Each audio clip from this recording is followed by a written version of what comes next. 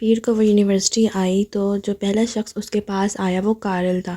چمڑے کی جیکٹ کی جیبوں میں ہاتھ ڈالے بنا ٹوپی اور مفلر کے وہ بہت غصے سے اسے گھور رہا تھا۔ تم یونیورسٹی سے خود جاؤ گی یا میں تمہیں نکلواؤں؟ اس کا انداز کسی خونخوار جانور کا سا تھا۔ وہ جواب دیے بغیر آگے بڑھ ہی تھی کہ اس کے کراس بیک کے اسٹرپ میں اس نے پین کو ارس کر اسے بری طرح سے پیچھے کھینچا۔ کیا بدتمیزی ہے یہ! جب آ جانے کے انداز سے وہ اسے دیکھنے لگا۔ میں تمہاری شکایت کر دوں گی، 2 دن میں یونیورسٹی سے باہر ہوگے۔ تمہیں 2 سیکنڈ بھی نہیں لگیں گے دنیا سے باہر ہونے میں اگر آلیان واپس نہ آیا تو۔ امریہ نے چونک کر کارل کو غور سے دیکھا۔ کیا مطلب؟ میں نے کہا اگر آلیان واپس نہ آیا تو اس کے انداز میں ایسی سختی در آئی کہ جیسے وہ اس کے منہ پر بس تھپڑ مار ہی دے گا یا اسے اٹھا کر کہیں پھینک دے گا۔ آلیان کہاں ہے؟ اسے لگا وہ کوئی مذاق کر رہا ہے۔ تم بتاؤ کہاں ہے آلیان؟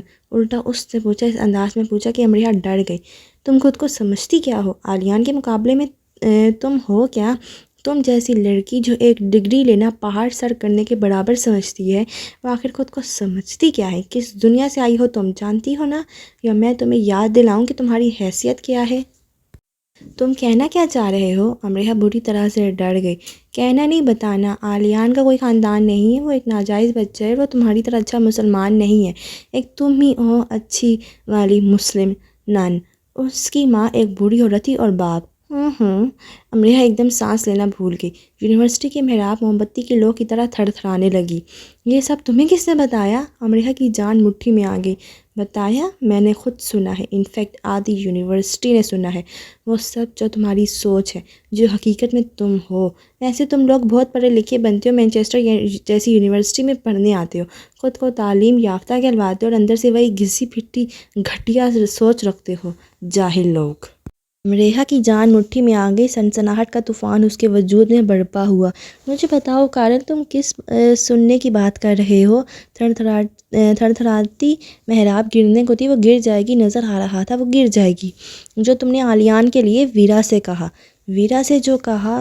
کیا ویرا نے تمہیں بتایا؟ امریہ کو لگا بس آج اس کا ہر انسان پر اعتماد تہس نہس ہوا۔ ریکارڈنگ ہے میرے پاس، سنو گی؟ وہ سب جو تم نے کہا، کارل نے تنفر سے کہا۔ محراب دھڑام سے زمین بوس ہوئی۔ افسوس، اس محراب کے عین نیچے ہی امریہ کھڑی تھی۔ امریہ کو پرشور جھکڑ نے آ لیا تھا، اس کی نظر دھندلا گئی، اسے کارل ٹھیک سے دکھائی نہیں دے رہا تھا۔ نہیں، اسے تو دنیا میں کچھ بھی دکھائی نہیں دے رہا تھا، بس اتنی سی دیر لگتی ہے اندھا ہونے میں، اتنی سی دیر میں روشنیاں گل ہو جاتی ہیں۔ وہ سب کیا؟ وہ بامشکل پوچھ سکی۔ جو کچھ تم نے ویرا سے کہا تھا وہ سب۔ امریہ دی میڈگی، ہم آلیان کو ڈھونڈ کر تم لاؤ گی، ورنہ اپنا سامان باندھ کر رکھنا، ٹرسٹ می، ملکہ ایلزبتھ بھی تمہیں برطانیہ میں نہیں رکھ سکے گی۔ پین سے اس کے کراس بیک کے اسٹرپ کو پوری شدت سے کھینچ کر وہ چلا گیا اور کہہ گیا اور کیا کہہ گیا؟ امریہ نے نہیں سنا تھا، وہ اسے نہیں سن رہی تھی، وہ اسے کیسے سن سکتی تھی؟ وہ تو پھر سے ایک تیز سیٹی آواز، چھک چھک، جیسے زنگ آلود وسنی انجن کی ریل سزائے موت کے قیدی کا پیچھا کرتی ہے اپنے اندر جلاد بٹھائے بھاگی چلی جاتی ہو۔ کتنی جلدی ہے جلاد کو قیدی کا سر تن سے جدا کرنے کی۔ اسے اس حالت میں آنے میں وقت نہ لگا جس میں کسی درندے کے لگائے گئے ہڈی توڑ لوہے کے وسیع شکنجے میں انسانی وجود آ جاتا ہے، سارے کا سارا۔ اف، موت بھی اور تکلیف بھی۔ آہ، وہ ابابیل تھی، اس پر فرض نہ تھی۔ وہ بزنس ڈپارٹمنٹ کی طرف بھاگی، آلیان کو ڈھونڈنا چاہا، وہ نہیں ملا۔ اس کے چند دوستوں سے پوچھا، انہیں اس کے بارے میں کچھ معلوم نہیں تھا، اس کا فون بند تھا۔ وہ تو کہا کرتا تھا وہ خود کو مار ڈالے گا، کلاس نہیں چھوڑے گا، مر جائے گا، لیکن تو کیا اس نے خود کو مار ڈالا تھا؟ تو کیا وہ مر چکا تھا؟ کیا واقعی آلیان مارگریٹ مر چکا تھا؟ چند دن پہلے بچوں کے گالوں پر چٹکی بھرنے والا، اس سے بھی پہلے اس کے لیے کراسنگ پر کلا بازیاں لگانے والا اور بھوری آنکھوں والا لارڈ میئر مر چکا تھا اتنی جلدی؟ لرزے کی پردرد کیفیت امریہ کے وجود میں جاگی اور اسے گرنے سے بچنے کے لیے قریبی دیوار کا سہارا لینا پڑا۔ اس کے چار اطراف کی ہوا نے اپنا رخ اس سے پھیر لیا اور ہوا کی اس خود غرضی پر اس کا دم گھٹنے لگا۔ کراس بیک بہت وزنی ہو چکا تھا، اس کا وزن امریہ سے اٹھایا نہیں جا رہا تھا، وزنی تو اس کا اپنا وجود بھی ہو چکا تھا۔ امریہ کے لیے اسے قائم رکھنا محال ہو رہا تھا کہ عزت بھی رہ جائے اور چوٹ بھی نہ لگے۔ اسے یاد ہی نہ رہا کہ اسے اپنی پہلی کلاس لینی ہے۔ اگر کوئی اسے اس وقت پکارتا تو اسے یہ بھی نہ یاد آتا کہ امریہ نامی لڑکی وہ خود ہی ہے، ایسے چلتی جیسے چلنا تو ہرگز نہیں کہتے۔ وہ برفیلے لان کے کونے میں بیٹھ گئی، چپ، خاموش۔ دنیا میں اتنا سناٹا کیوں ہے؟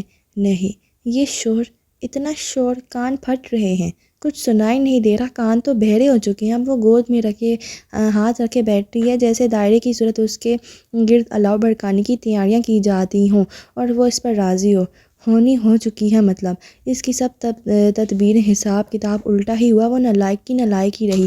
اسٹوڈنٹس آ جا رہے ہیں، برفیلی ہوا چل رہی ہے، دھند ہر شے کو اپنی لپیٹ میں لے رہی ہے اور ایسا کرتے بہت خوفناک لگ رہی ہے۔ آکسفورڈ روڈ ایسے رواں دواں ہے جیسے اب بھی وہاں سے شور مچاتی، چیختی چنگارتی پرانے انجن کی ریل گاڑی قطعی نہیں گزری۔ باغ کے کونے میں وہ اکیلی بیٹھی ہے، جیسے ساری دنیا تباہ ہو چکی ہے اور اب وہ اکیلی رہ گئی ہے، بالکل اکیلی، جیسے تخیل کے باغ میں بچھی غاز خزاں میں پیوست پہاڑ سے دور اکیلی۔ سیاہ بلوری پیالے آنسوں سے بھر گئے، گود میں رکھے ہاتھ، وہ اتنی بڑی دنیا میں اکیلی ہوئی بیٹھی ہے۔ افسوس، برائے نام حصے میں آتے ہی صحیح وہ آلیان کو کھو چکی ہے اور محبت کا ایک ہی پنجرہ ہے، دنیا۔ اس کا ایک ہی قصور ہے، دنیا دار ہونا۔ اس پنجرے پر ہی تالا لگتا ہے، روایات کا، اس سوال کا، اس سوال کا، اس خوف کا، اس انجام کا۔ یہ وہ، بس سوالیہ۔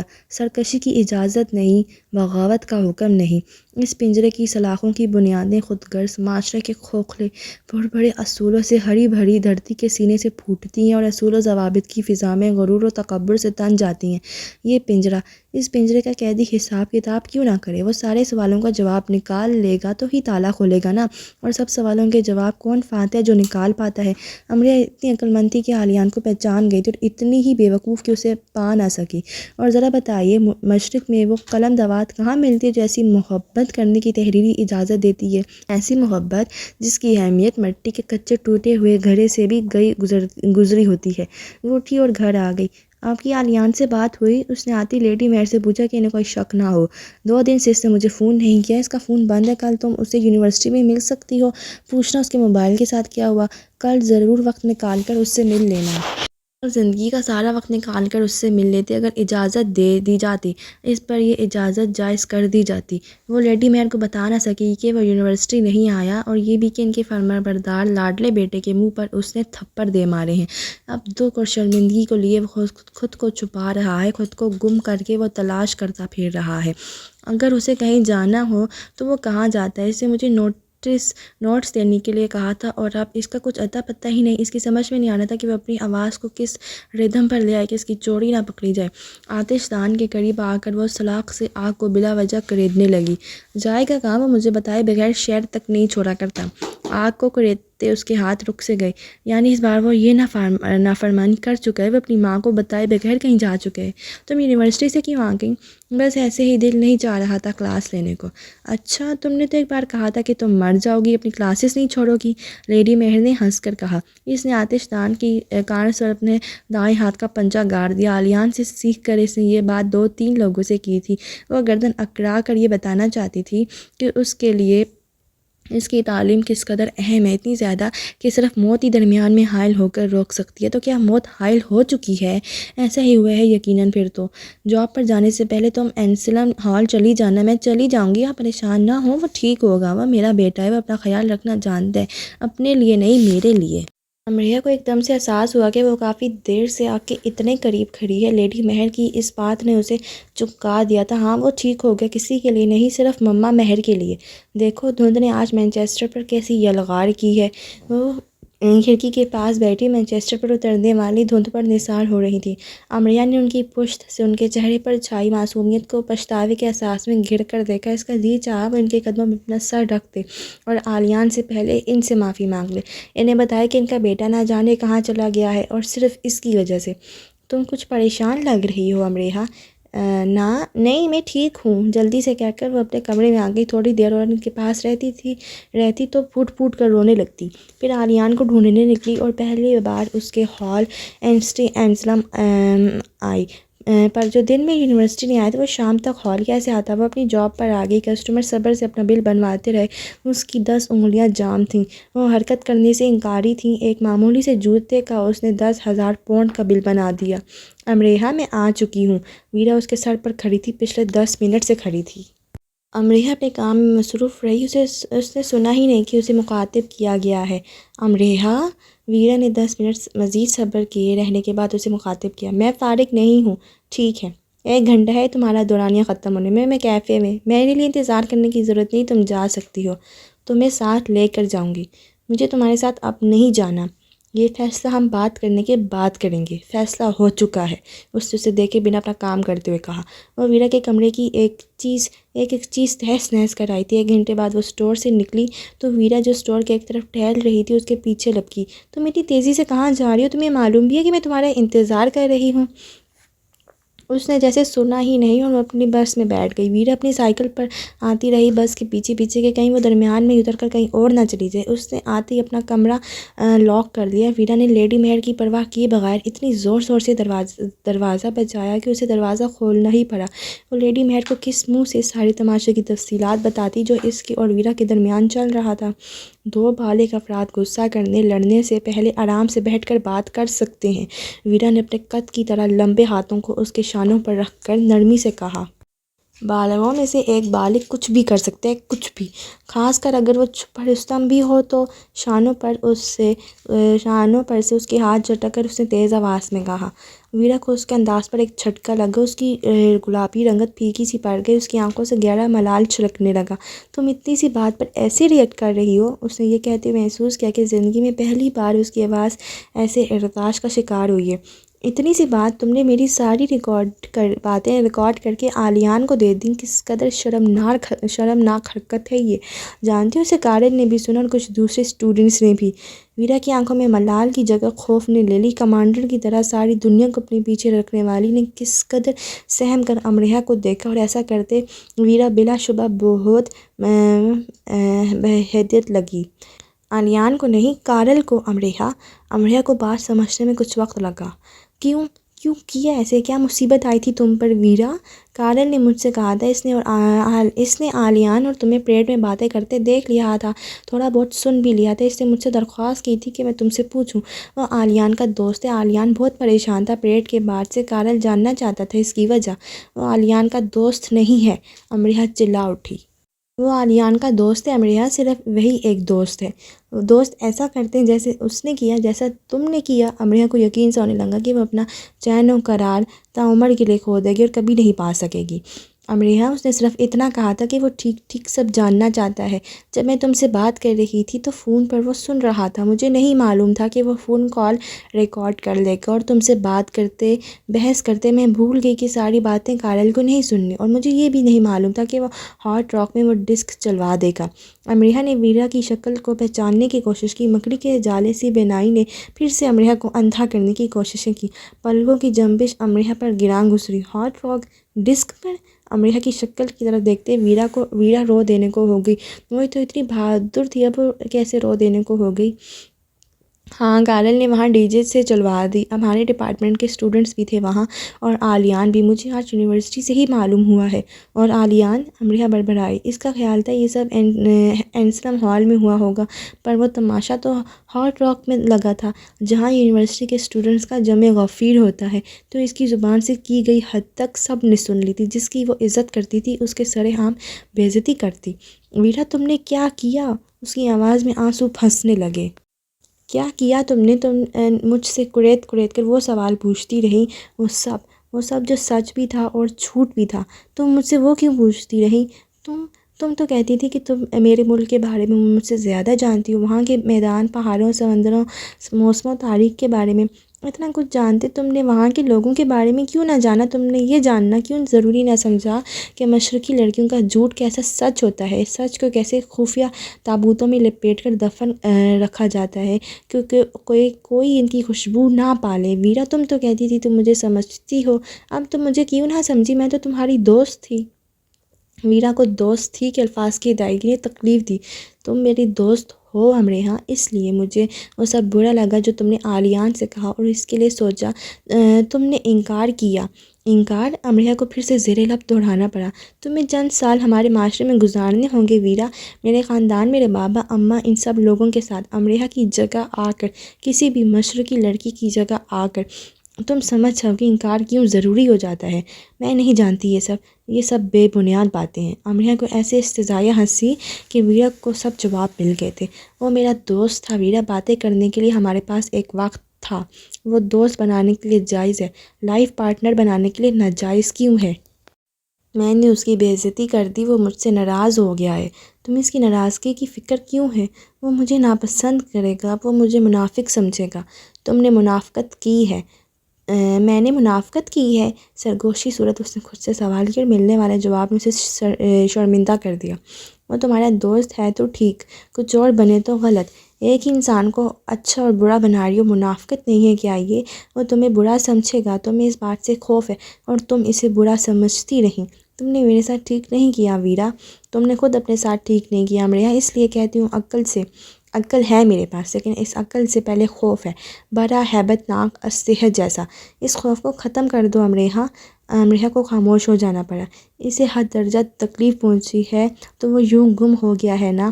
اس کے پاس اس بات کا کوئی جواب نہیں تھا۔ جس وقت وہ امریہ سے وہ سب باتیں کر رہی تھی، اس وقت اسے گمان بھی نہیں تھا کہ صورتحال ایسی ہو جائے گی۔ یہ ٹھیک تھا کہ وہ امریہ کے انداز اور جوابات سے چڑھتی چلی گئی اور اس پر سوالات کی بوچھار کر دی، اور اس دوران وہ یہ بھول گئی کہ کارل یہ سب سن رہا ہے۔ کارل نے ویرا کو 100 طریقوں سے راضی کر لیا تھا کہ وہ امریہ سے بات کرے اور اسے وہ باتیں سنائے، کیونکہ آلیان کی پریشانی کی وجہ اب امریہ سے بہتر کوئی نہیں بتا سکتا تھا، کیونکہ اب تو سبھی جان گئے تھے کہ آلیان کیسے سائے کی طرح امریہ کے پیچھے پیچھے رہا کرتا تھا۔ آلیان ٹھیک ہوگا امریہ، وہ واپس آ جائے گا، وہ پڑھا لکھا ہے، ایسی ویسی کوئی حرکت تو نہیں کر سکتا نا۔ امریہ نے جیسے سنا ہی نہیں، وہ اپنے بستر میں گھس گئی اور خود کو لحاف میں دبا لیا۔ ویرا کمرے سے چلی گئی تو وہ لحاف سے نکلی۔ اب وہ جہاں کہیں بھی ہوگا، کتنا بھی ٹھیک ہوگا، لیکن تکلیف سے انجان نہ ہوگا۔ وہ کتنا بھی بہادر ہوگا، ایک بار تو ٹوٹا ہی ہوگا۔ اس نے محبت کی ہے، اس کا اقرار کیا اور اسے ایسے دھتکار دیا گیا۔ اس کا سارا علم بھی اسے یہ سمجھا دینے سے قاصر رہا ہوگا کہ اس کے ساتھ جو ہوا اس میں اس کا کوئی قصور نہ تھا۔ مزید 2 دن گزر گئے۔ آلیان یونیورسٹی نہ آیا، وہ ہال بھی نہیں گیا تھا۔ کارل ایک بار پھر اسے سنجیدگی سے دھمکا گیا تھا۔ ویرا نے وہ ریکارڈنگ لا دی تھی جو ہارڈ راک میں چلائی گئی تھی۔ ساری رات امریہ اس ریکارڈنگ کو سنتی رہی۔ وہ آلیان کی جگہ خود کو کھڑا کر لیتی اور امریہ کا ہتک آمیزتر انداز سنتی اور بے مول سی ہو جاتی۔ آلیان کی جگہ، وہ کبھی بھی آلیان کی جگہ نہیں آ سکتی تھی۔ اس کے لیے باغ سے پھول توڑ کر لاتا ہوا، ہزاروں کے مجمع میں اسے پہچان کر اس کے پاس آنے والا، صرف اس کے پاس، بہانے بہانے سے اس کے ساتھ رہنے والا۔ آلیان تمہیں لائبریری میں ملے گا ورنہ کہیں نہیں۔ اب آلیان تمہیں امریہ کے پاس ملے گا ورنہ کہیں نہیں، اور ہرگز نہیں۔ اس کی آنکھوں کی پہیلی بوجھ لینے والا آلیان۔ اس کی پیدائش کے بعد سے سب اسے دور دور رہنے والے تھے۔ دادا کے بعد ایک وہی تھا جو بھاگ بھاگ کر اس کے پاس آتا تھا۔ کیا امریہ میں وہ اس کے لیے ایسا مقناطیس بن چکی تھی جو وہ اس سے خفا نہیں ہوتا تھا؟ وہ اس کی باتوں پر ایسے ہنستا تھا جیسے ہنسنا اس نے ابھی اس کی باتیں سن کر ہی سیکھا ہے۔ اگلے دن وہ پھر یونیورسٹی نہیں آیا۔ جاب پر جانے سے پہلے وہ ہاٹ راک کیفے آ گئی۔ اس کے پوچھنے پر اسے بتایا گیا کہ وہ اندر اپنی ڈیوٹی پر ہے۔ میں اسے ملنا چاہتی ہوں۔ میرا نام امریہ ہے، آپ اس سے کہہ دیں، اس نے کاؤنٹر بوائے سے کہا۔ کاؤنٹر بوائے واپس آیا تو اس کا منہ دیکھنے لگا۔ کیا وہ آ رہا ہے؟ امریہ کو خود ہی پوچھنا پڑا۔ معلوم نہیں، وہ تو خاموشی سے مجھے دیکھنے لگا، کوئی جواب نہیں دیا۔ البانوی کاؤنٹر بوائے نے پھر اپنے کام میں مصروف ہو گیا۔ میرا نام بتایا؟ امریہ کو یقین تھا وہ ٹھیک تلفظ سے اس کے نام کی ادائیگی نہیں کر سکا ہوگا۔ البانوی کو جیسے برا لگا۔ ظاہر ہے۔ امریہ نے گھٹن زدہ سانس لیا، اسے اپنے دل کی خال سکڑتی ہوئی محسوس ہوئی۔ مطلب کہ وہ نہیں آ رہا، لیکن شاید آ ہی جائے۔ وہ ہاٹ راک سے باہر آ گئی، وہ اپنی جاب پر جائے یا نہ جائے، شاید آلیان باہر ہی آ جائے، اب بھی بس کچھ دیر ہی میں۔ وہ ہاٹ راک کے باہر کھڑی ہو گئی، اپنے کوٹ کی جیبوں میں ہاتھ دیے، مفلر کے کونے سے آنکھوں کی نمی کو صاف کرتے، بے بسی سے پرنٹ ورک کے میلے کو دیکھتے اور حیرت زدگی سے ہنستے مسکراتے چہروں کی مسکراہٹ پر دکھ کا اظہار کرتے اس نے خود کو پایا۔ کھڑے کھڑے اس پر کئی موسم آ کر گزر گئے۔ وہ جنگل بیابانوں میں بھٹک کر پیاسے صحراؤں کی کوک بن گئی۔ 1 گھنٹہ گزر کے آلیان باہر نہیں آ رہا تھا، یعنی وہ نہیں آنے والا تھا۔ اس نے اپنے اسٹور فون کیا کہ وہ نہیں آ سکتی جاب پر، وہ چھٹی نہیں کرتی تھی۔ ایسے پہلی بار فون کر کے اس نے کہا رہا۔ مینیجر نے تشویش سے پوچھا، تم ٹھیک ہو؟ گرم خطے کے لوگوں کو ٹھنڈ کا بخار بہت جلدی چڑھتا ہے۔ اس کا مینیجر ایک مزاحیہ انسان تھا۔ وہ کسی نہ کسی طرح ہر بات میں مزاح کا پہلو ضرور نکال لیتا تھا۔ نہیں بخار نہیں ہے، اس نے بامشکل کہا۔ بخار نہیں ہے تو آ کیوں نہیں رہی؟ کیا گھر کی یاد کا مسئلہ ہوا ہے؟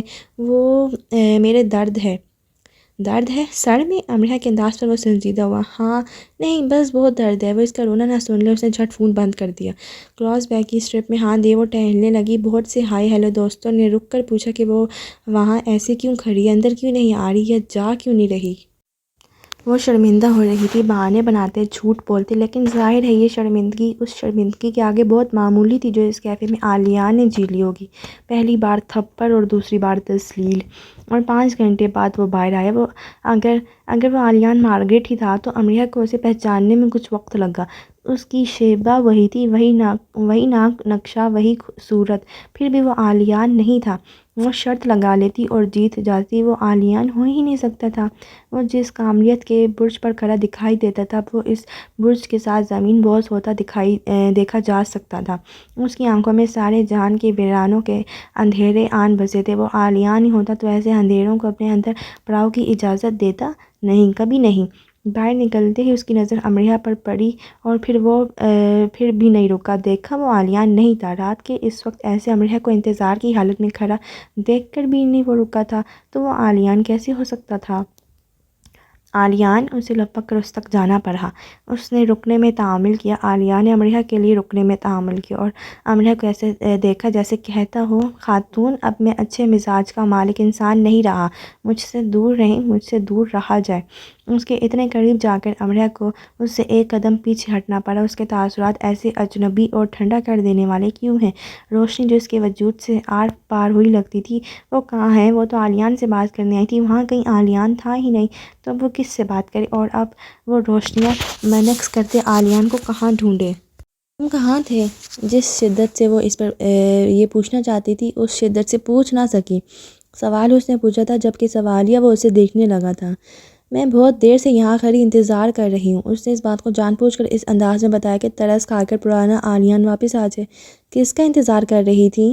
وہ خود کو بدل لایا تھا۔ آغاز اس نے آواز سے کیا ہوگا، سوال میں لپیٹ کر جواب دیا تو اس نے، وہ ابھی بھی لاجواب کر دینے پر قدرت رکھتا تھا۔ امریہ اس کی شکل دیکھتی نہ رہ جاتی تو کیا کرتی؟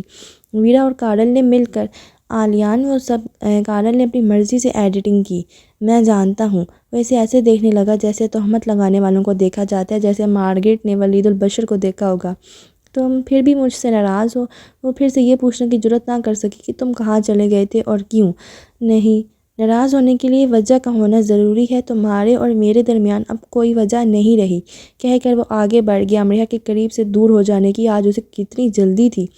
جو ہم کہہ چکا تھا اور اب تم اور میں کہہ رہا تھا۔ عالیہ میری بات سنو، وہ اس کے پیچھے لپکی۔ وہ سب ویسے نہیں تھا، وہ تو… کیا سب ویسے نہیں تھا؟ جو تم نے کہا وہ سب… کیا وہ سب تم نے نہیں کہا تھا؟ میں نے کہا تھا، لیکن… تو تم کس بات کی وضاحت کے لیے اس وقت یہاں کھڑی میرا وقت برباد کر رہی ہو؟ یکدم خوں نے اپنی رفتار کو خطرناک حد تک بڑھا کر خود کو جام کر لیا۔ امریہ اسے اسی جامد حالت میں سن سی دیکھنے لگی۔ اس کی قسمت خراب، بہت زیادہ خراب کہ وضاحت وہ اب بھی نہیں دے سکتی تھی۔ اتنی ذہین تھی ہی نہیں، اتنی بہادر تو کبھی بھی نہیں رہی۔ اب وہ کسی بھی چال پر کوئی بھی پتہ پھینکے گی، بازی مات ہی رہنے والی تھی۔ میری ماں ایک بری عورت تھی، ایک آزاد معاشرے کی دلدادہ، گناہ گار، اخلاقی مذہبی حدود کو پھلانگنے والی، اور کیا کہتے ہیں تمہارے مشرق میں ایسی عورت کو؟ یقیناً بہت سے نام ہوں گے ایسی عورتوں کے لیے جو تم بھول جانے کی وجہ سے کہہ نہ سکی ہو۔ لو اب کہہ لو، میں سن رہا ہوں۔ اس نے دونوں ہاتھ سینے پر باندھ لی اور مکمل فرصت اور کامل توجہ سے امریہ کو دیکھنے لگا۔ ہارڈ راک کیفے کے آس پاس اتنے بڑے دی پرنٹ پارک کی حدود کے اندر کھڑے امریہ کو کوئی ایک بھی چیز ایسی نہ ملی جس پر وہ اپنی نظریں ٹکا سکتی۔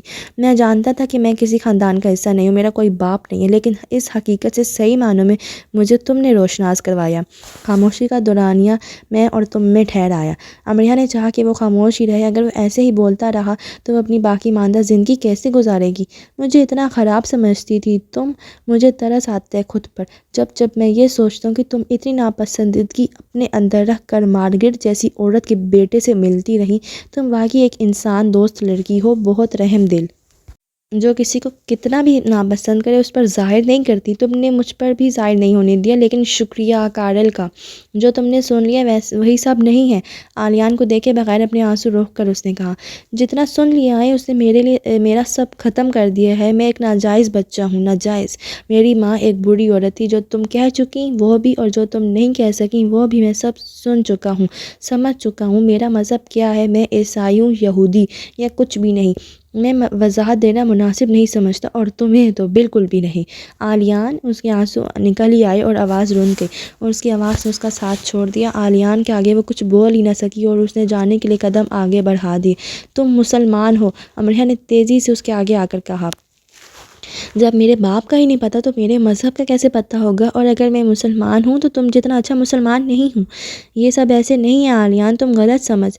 میں ابھی تو ٹھیک سمجھا ہوں، مجھے کہہ لینے دو۔ یہ تم جیسے پیدائشی مسلمان ہم جیسے مسلمانوں کو مسلمان مانتے ہی نہیں۔ میں نے بہت رپورٹیں اور فیچرز پڑھے ہیں جن کے مطابق کسی غیر مسلم کے اسلام کو اپنا لینے پر اسے مسلمان تو مان لیا جاتا ہے، لیکن معاشرے میں اسے وہ درجہ نہیں دیا جاتا جو ایک پیدائشی مسلمان کو دیا جاتا ہے۔ ایک عربی تاجر نے ایک نو مسلم کو اپنے ساتھ کھانا کھانے کی اجازت تو دی، لیکن تاجر کے خاندان میں شادی کی خواہش کے اظہار پر اسے ملک بدر کروا دیا۔ مجھے پوچھ لینے کی اجازت دو کہ تم سب جائز لوگ، اچھے شریف خاندان والے، نیک بیویوں والے، تم کتنے اچھے مسلمان ہو۔ تم حلال فوڈ کھاتے ہو، حرام سے پرہیز کرتے ہو۔ تم جن کے اسلامی نام ہوتے ہیں، دور دور تک جن کی نسلوں میں مشرق کا خون شامل نہیں ہوتا، کتنے اچھے مسلمان ہوتے ہو۔ ہاتھ باندھے آلیان اس کے معاشرے پر تماچے مار رہا تھا، وہی معاشرہ جہاں امریہ کو منحوس ہونے کا لقب ملا۔ وہ اتنے اچھے مسلمان تھے کہ اس کی پیدائش کو لے کر تہمات کا شکار تھے، اور کوئی ایک دو نہیں، ہر ایک جس سے اسلام نے سختی سے منع کیا تھا، اس کے خلاف وہ سختی سے عمل پیرا تھے۔ اس کے ماموں جو کئی حج کر چکے تھے، انہوں نے اس کی نحوست کی وجہ سے اپنے بیٹے کے لیے اس کا رشتہ لینے سے انکار کر دیا تھا، اور اس کی دادی جو تہجد گزارتی اور فارغ وقت میں تسبیح پڑھا کرتی تھی، وہ اس کی موجودگی میں کوئی خوشی کی بات نہ کیا کرتی کہ مباعدہ خوشی میں دکھ بدل جائے۔ اس کے کئی خالہ زاد ماموں زاد خاندان کی تقریبات میں شراب پیا اور پلایا کرتے۔ امریہ کے بھائی جنہوں نے رمضان کے علاوہ کبھی نماز کی ادائیگی نہیں کی تھی، انہیں سنت اور فرائض کے بارے میں برائے نام معلومات تھیں، اور یونیورسٹی کے مشرق اور وسطی اور دوسرے خطوں کے مسلمان لڑکے لڑکیاں جو آزادانہ کلبوں اور باروں میں جاتے، ناچتے گاتے، شراب نوشی کرتے، پورک کھاتے، اور جن سے مخالف کے ساتھ روم شیئر کرتے، وہ خاندان کی حیثیت سے، ایک فرد کی حیثیت سے کسے مثال بنا کر پیش کرتی کہ دیکھو کتنے اچھے مسلمان ہیں ہم۔ وہ قوم کے نام پر کس قوم کو اس کے آگے کرتی کہ دیکھو کیسے کامل ہیں ہم، ہمارے ظاہر و باطن میں تضاد نہیں ہے، چھوٹی موٹی برائیاں الگ، لیکن ہمیں کوئی بڑی برائی نہیں ہے۔ ایک جائز بچہ جو مسلمان خاندان میں پیدا ہوتا ہے، وہ شراب پیے، حرام کھائے اور تمام مذہبی اصولوں کو توڑ ڈالے، پھر بھی وہ ایک مسلمان ہے، کیونکہ ایک تو وہ مسلمان خاندان میں پیدا ہوا ہے، اور دوسرا وہ پیدائشی مسلمان ہے۔ میرے دادا ایک اچھے انسان ہیں، اچھے مسلمان، مثال بنا کر پیش کرنے کے لیے اس کے پاس صرف ایک دادا ہی تو تھے۔ آلیان نے اسے ایسی نظر سے دیکھا کہ امریہ جان پائی کہ بنا ایک لفظ کہے افسوس کا اظہار کیسے کیا جاتا ہے۔ اس نے جانا کہ دادا اتنے ہی اچھے ہیں تو وہ کیوں ان جیسی اچھی نہیں ہے۔ آلیان نے اس کی ایک نظر میں اتنا کچھ کہہ دیا کہ امریہ نے اپنی گویائی کو زنجیر ہوتے دیکھا۔ مجھے تم پر یہ ثابت نہیں کرنا کہ میں کتنا اچھا انسان ہوں، برائے نام ہی صحیح اپنا ماضی بھی مجھے تم پر نہیں کھولنا، کیونکہ اس کی ضرورت ہی باقی نہیں رہی۔ کیوں نہیں رہی یہ بہتر تم جانتی ہو۔ اب تم ایک کام کرنا جو مجھے بھی کرنا ہے۔ شونی میں، مینچسٹر میں کوئی آلیان نہیں ہے، اس زمین پر کوئی امریہ نہیں ہے۔ میں تمہیں نہیں جانتا، تو وہ ایسی باتیں کرنا بھی جانتا تھا جس کے لیے وہ سب تھی۔ اب وہ اس کے لیے کوئی امریہ نہیں ہونے کا اعلان کر رہا تھا۔ تف ہے نامحبت پر جو اپنی پیشانی پر پان کے پتے کا نصیب گندا کروا لیتی ہے، کھایا چبایا تھوک دیا۔ محبت شروع ہونے میں وقت لیتی ہے، ختم ہونے میں کیوں نہیں؟ یہ محبت ہو جانے کے بعد خود کو مہر بند کیوں نہیں کر لیتی، سختی سے کسی مضبوط تابوت میں، فرعون کے خفیہ معبدوں کی مانند، زمین کی تہوں میں جگہ بدلتے قارون کے خزانے کی طرح؟ یہ محبت اپنے آگے پیچھے دائیں بائیں دشمن کیوں لیے چلتی ہے؟ اس دیپ کی لو پر ہوائیں نحس جادوگرنی کی طرح کیوں منڈلاتی پھرتی ہے اپنی راجدھانی میں، یا دشمنوں کو جگہ ہی کیوں دیتی ہے؟ اگر ایسی ہی بات ہے تو پھر تو جیسے کوئی بات ہی نہیں ہے۔ اگر یہی سب ہے تو پھر بس کچھ بھی تو نہیں ہے، ہاں کچھ بھی تو نہیں۔ آلیان جا رہا ہے، اس کے آگے، اس سے دور، مگر وہ ایسے چل رہا ہے جیسے اپنے مرکز سے بچھڑ چکا ہو، اس کے وجود میں جکڑ پکڑ چکے اور تاش کو کم بینائی والے بھی دیکھ سکتے ہیں۔ چال کو مضبوط بنانے کے لیے اسے تردد کرنا پڑ رہا ہے۔ عربی شہزادے کے گھوڑے کا شہ سوار منہ کے بل زمین پر گرا ہے، اس کا وجود اس خاک سے اٹا پڑا ہے جسے سنوارتا عمر اپنے وجود سے جھاڑ نہیں پاتا۔ وہ شدت سے مانگی جانے والی دعا کو درمیان میں ہی چھوڑ دیے جانے کی عملی صورت لگ رہا ہے۔ اس کے وجود سے پھوٹتے سبھی اشارے پاتال کی طرف بڑی وضاحت سے استعدا تھے۔